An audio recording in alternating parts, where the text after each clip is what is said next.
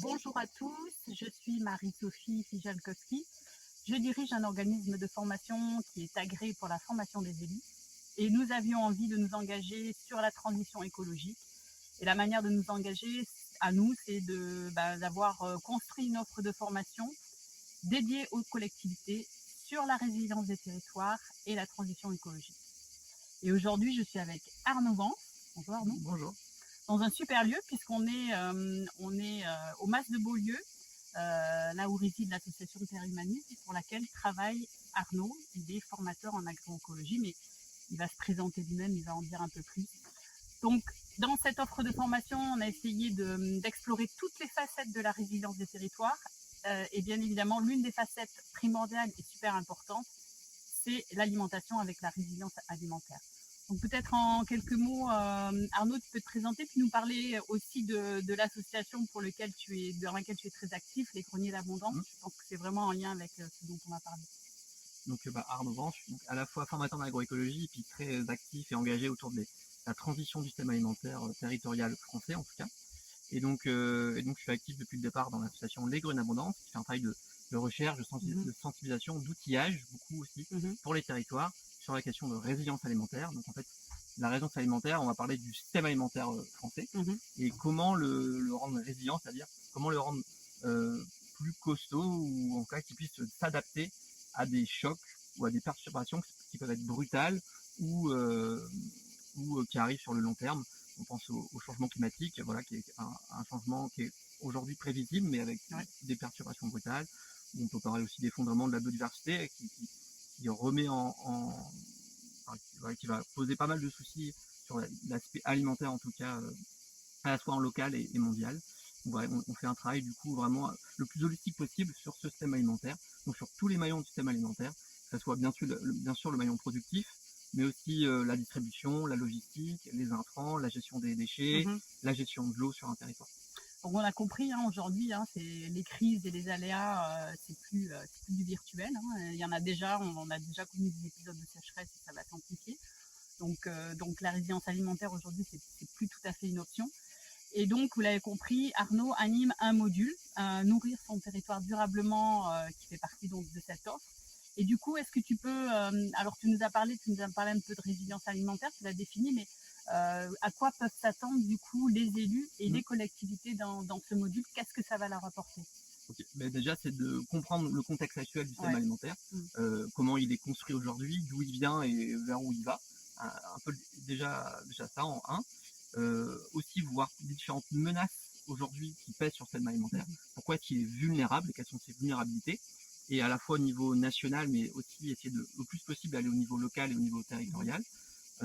Ensuite, faire un focus sur ok, je suis élu, je travaille dans une collectivité territoriale, quels sont mes enjeux propres, quels sont aussi comment faire un diagnostic, comment voir les forces et faiblesses de mon territoire pour orienter aussi mes politiques.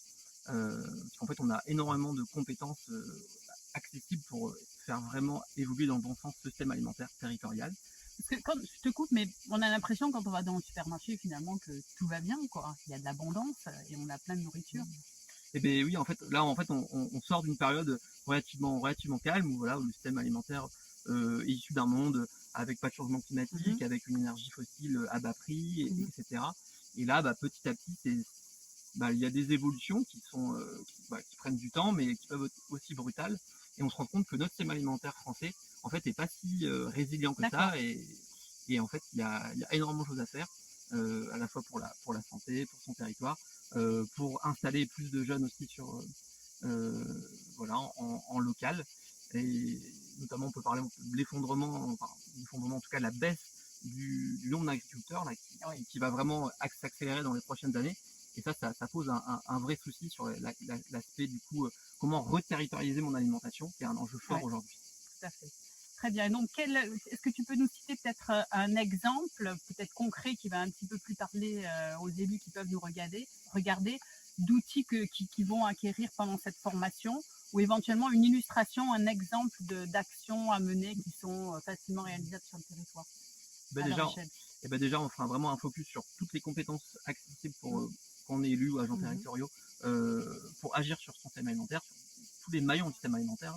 Bien sûr, souvent on parle de restauration collective, mais il y en a Mhm. énormément d'autres, Mhm. beaucoup d'autres.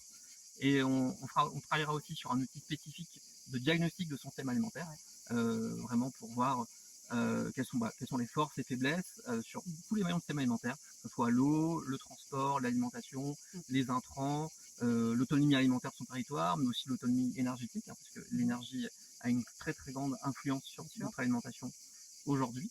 Et donc vraiment, quand on aura vraiment travaillé sur un diagnostic fin de son territoire, ça sera beaucoup plus facile déjà de se rendre compte dans quel état, de l'état initial, pour ensuite réfléchir au premier levier d'action qu'on peut mettre en place quand on est élu. Donc on l'a compris, hein, chaque fois en formation, c'est toujours une prise de conscience et c'est toujours l'acquisition d'un certain nombre de connaissances, d'informations et ensuite évidemment de diagnostic. Hein, tant qu'on ne sait pas ce qui se passe autour de soi, comment ça fonctionne, on ne peut pas agir de façon cohérente et en tout cas efficace. Merci beaucoup. Donc la prochaine formation aura lieu le 15 novembre à Avignon. Ce sera une formation intercollectivité auquel les élus peuvent s'inscrire individuellement. Et aussi on peut également intervenir en intra dans une commune ou dans une communauté de communes. Et puis on se retrouve avec Arnaud Vance aussi le 2 novembre pour un événement qui aura lieu à l'Université d'Avignon et qui portera également sur l'eau et l'alimentation. Et là, on va pouvoir explorer vraiment tous ces deux sujets-là, comment ils sont liés l'un à l'autre et comment c'est important d'agir sur ces thèmes-là aujourd'hui. Merci. Et moi, je vous invite aussi à venir visiter ce lieu qui est magnifique, qui fourmille de biodiversité et de vie au Mas Beaulieu en Ardèche, à la Blachère.